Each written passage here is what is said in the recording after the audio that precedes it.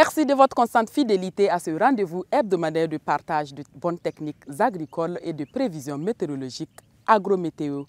Cette semaine, votre émission braque ses projecteurs sur la production du mil et du sorgho. Elles constituent deux céréales importantes dans le paysage agricole du Burkina Faso et sont fortement ancrées dans les habitudes alimentaires des populations. Cependant, beaucoup d'agriculteurs ne maîtrisent pas les techniques de production de ces deux céréales. Mauvais choix du terrain, variété inadaptée, semis tardif, concurrence précoce des mauvaises herbes, ce sont autant d'handicaps sérieux à la production du mil et du sorgho. Dans ce numéro, vous aurez droit aux techniques de production et des conseils d'entretien sur le mil et le sorgho et naturellement les données météo en fin d'émission.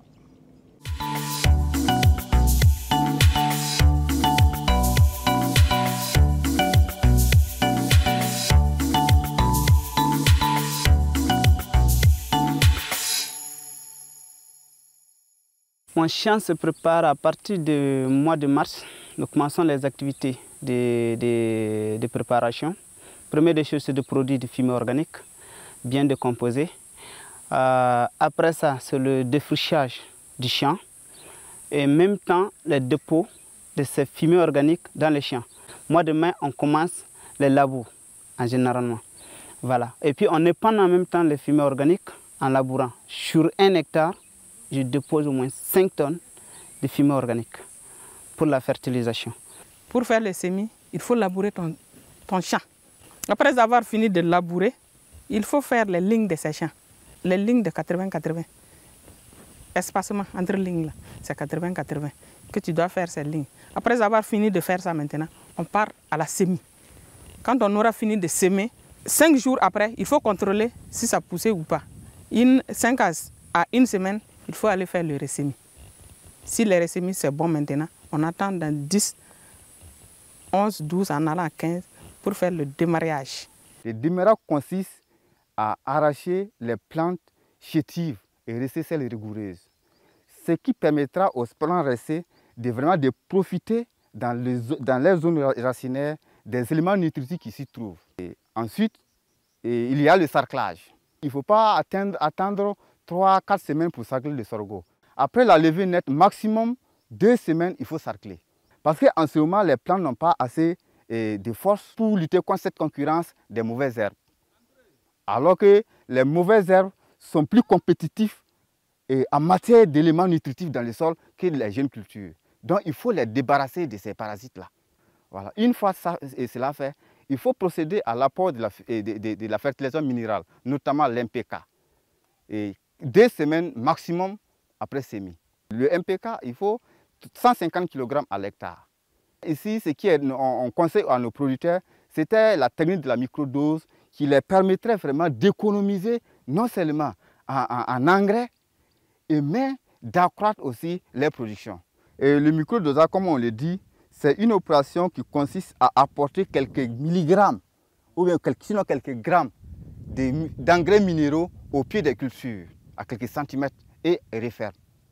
Voilà. Donc cette opération vraiment permet au producteur d'économiser son argent et d'accroître son rendement. Parce que l'engrais déjà enfoui au pied de la culture profite mieux en elle, puisque l'engrais se trouve déjà dans le système au niveau du système racinaire de la culture. Donc du coup, les racines ont à leur disposition les éléments nutritifs nécessaires, notamment le NPK, c'est-à-dire l'azote, le phosphore et le potassium. Il n'y aura pas une perte par ruissellement de ces éléments nutritifs ou bien par évaporation.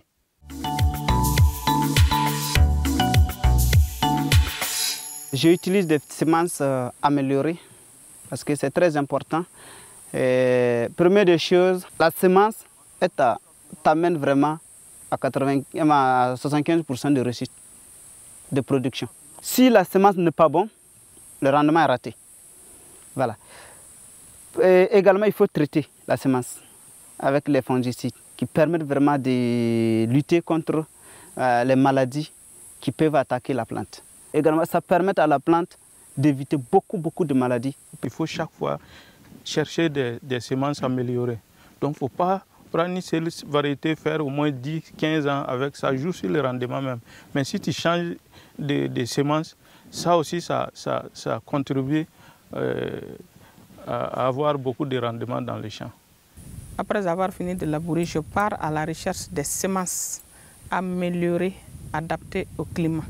Parce que c'est des semences qui résistent à la sécheresse et c'est des semences qui sont adaptées au climat, à notre milieu. C'est par rapport à lors des sensibilisations et aux formations que j'ai subies qui m'ont motivé à aller à ces recherches de ces semences. Lorsque vous appliquez correctement les itinéraires qu'on vous apprend, vous récoltez à la hauteur de ce que vous avez investi. Le mil, c'est une plante qui n'est pas trop exigeante. Il faut procéder par des étapes, avoir des semences améliorées, adaptées aux conditions climatiques de la zone surtout. Après ça, ces semences que vous avez acquises auprès des structures certifiées, vous allez les traiter pour éviter certains rongeurs et éradiquer certaines maladies. Et après tout ça, lorsque la plante, vous allez le mettre dans les bonnes conditions de semis, c'est-à-dire un bon labour qui est recommandé pour le mil, c'est des labours plats, bien meublés, avec un sol perméable. Parce que les sols qui retiennent de l'eau ne sont pas favorables à la production du mil. L'entretien du sorgho est très capital. Et de nos jours, nos producteurs sont en train d'aller vers le marché. Et quand on parle du marché, il faut parler de la qualité. Et s'il faut la qualité, et dès la mise en place, c'est-à-dire avant la mise en place des cultures, il y a certaines questions qu'il faut se poser. Quelle variété produire? Et c'est très important. Et quand tu te poses cette question, et en recherchant la réponse à cette question, tu sais la variété vraiment qui sera propice à ton sol et qui est vraiment sollicitée sur le marché. Et qui a aussi un bon rendement, qui pourra te permettre vraiment d'atteindre vraiment une certaine production. Il faut chercher une semence certifiée obligatoire qui te garantit déjà, dès son acquisition, 40% de ta production. Valeureux producteurs et productrices agricoles du Burkina Faso, vous le savez déjà, chaque semaine, on vous donne des informations sur le bilan pluviométrique des 6 derniers jours et les prévisions des 6 prochains jours pour l'ensemble du territoire national, ainsi que des alertes sur les poches de sécheresse. Vous aurez également la prévision allant du 25 août au 24 septembre et des conseils agricoles. Voici le bilan de la semaine passée. Entre le dimanche 21 août et le vendredi 26 août, des pluies ont été enregistrées sur une bonne partie du territoire avec une moyenne de 5 à 62 mm. Les localités les moins arrosées ont été enregistrées à Djibo, Gorom Gorom, Dori, Titawo, Kongoussi, Kaya, Boulsa, Bogandé et Seba avec des précipitations variant entre 5 et 13 mm. À l'opposé, les localités de Dano, Diebougou, Gawa Oundé, Solenzo, Orodara, Bobo-Dioulasso et Banfora ont reçu le plus de pluie avec des précipitations allant de 39 mm à 62 mm. Voici ce que nous dit la météo pour ce qui concerne la nouvelle semaine qui commence. Cette semaine, il va pleuvoir un peu plus que la semaine dernière.